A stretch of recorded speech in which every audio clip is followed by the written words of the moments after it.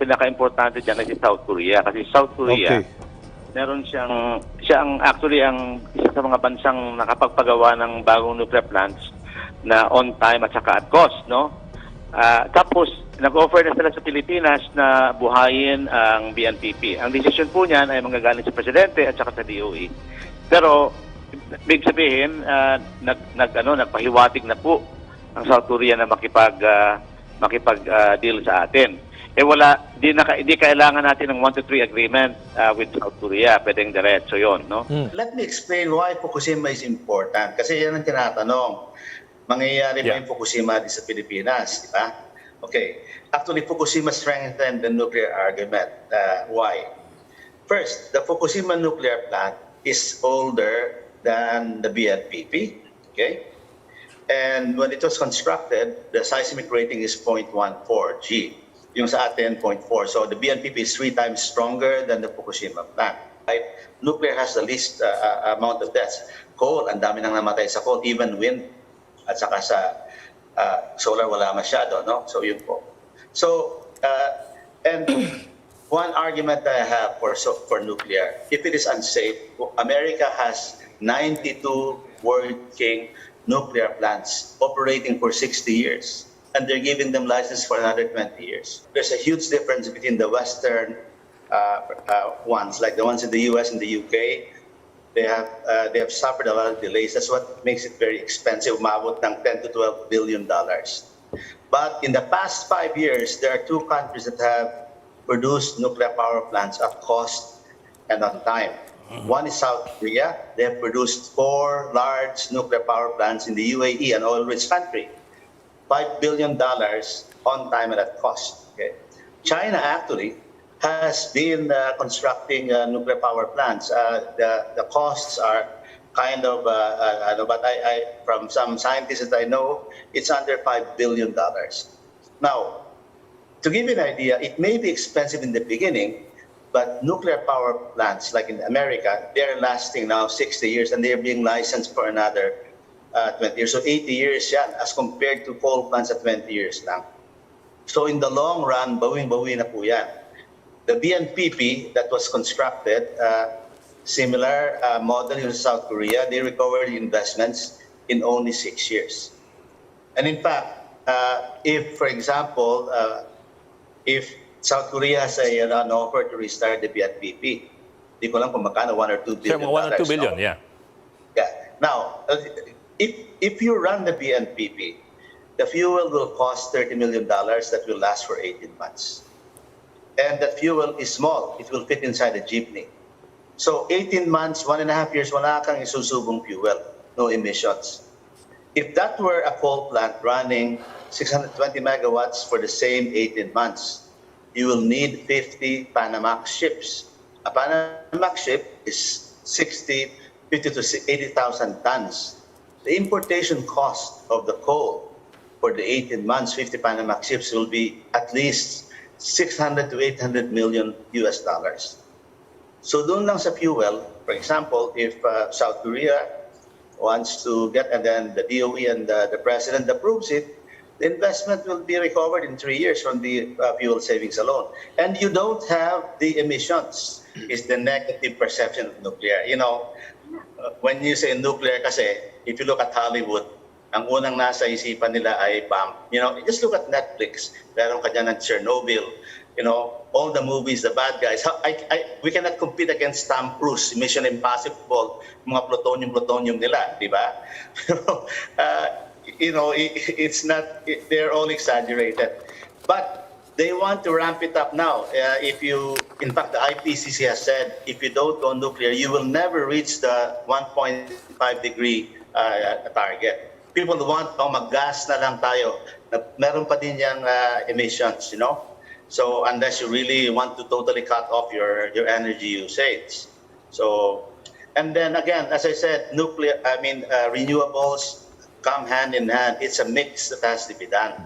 And they should not pit nuclear versus renewables, etc. They help each other. Kasi yung isa, 92% available, yung isa 30% available. Okay? So yun po yung... Kasi those who promise sometimes, Yan nga, yung energy. Isang problema po talaga dito, ganito rin, ano? Look at who owns the power plants. Ba't hindi po bumababa ang kuryente natin? It's in the hands of very few, very rich people. Let me explain why Fukushima is important. Kasi yan ang tinatanong. Mangyayari ba yung Fukushima sa Pilipinas? Di ba? Okay. Actually, Fukushima strengthened the nuclear argument. Why?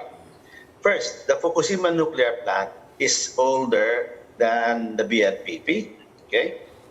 And when it was constructed, the seismic rating is 0.14 G. Yung sa atin, 0.4. So the Bnpp is 3 times stronger than the Fukushima plant. The magnitude 9 earthquake that happened in Japan did not destroy the nuclear plant. That's the most important thing. What happened is that when the earthquake struck, they had to stop the operations of the nuclear plant. But then, mainit pa yung reactor, you have to cool it off with water, circulate it. But then the pumps are located in the basement. When the tsunami came and flooded the basement, there was nothing to cool the plant. That's why they had a meltdown. And then hydrogen accumulated, and it was a hydrogen explosion that caused it. Okay. Now, why will that not happen in the Philippines? Number one, the elevation of Bnpp is 18 meters higher than the tsunami. Number two, we have never had a magnitude 9 earthquake. Number three, all the 450 nuclear plants in the world did a root cause analysis. Because we know what happened in Fukushima to make sure that ang tawag po ng LOCA, loss of cooling accident, does not happen. In fact, in Fukushima, there are 8 nuclear plants. May 4 pong nasa higher elevation, walang nangyari. So, to my mind, it is the worst accident that happened, but we know exactly why it happened.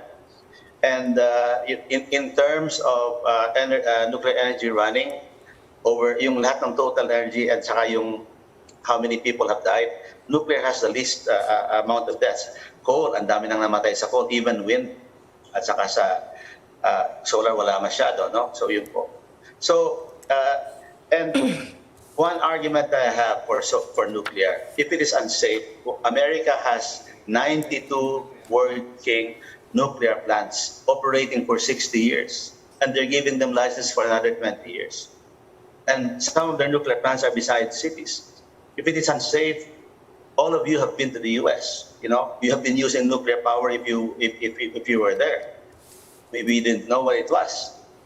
And the cost of nuclear power is low. In South Korea, their electricity rate is half that of ours, and their GDP is very high. So that's why when DOE did a survey in 2019, 70% of the Filipinos they serve, 79% said nuclear is acceptable kasi sobra pong mahal ang kuryente.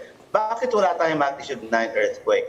Because the strength of the earthquake is proportional to the length of the contiguous faults. In the Philippines, the faults are segmented.